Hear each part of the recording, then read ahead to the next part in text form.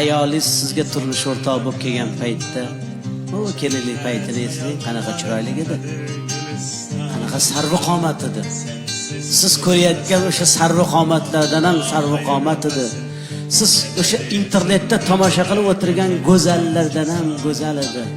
Sizni bolalaringizni tug'aman deb, sizni zurriyotlaringizni dunyoga keltiraman deb to'lg'oq azobiga chidab, tishini tishiga qo'ygan paytda tishlari sinib tushdi. Kechalari yarim tunda uyg'onib, bolangizga alla aytganda ko'zlari qizarib, bedorlikdan, uyqusizlikdan ko'zlarini nurini yo'qotdi. Ko'zlari xiralashdi. Qoshidan qosh berdi, ko'zidan ko'z berdi, yuzidan nur berdi. Yuzlariga ajin tushdi.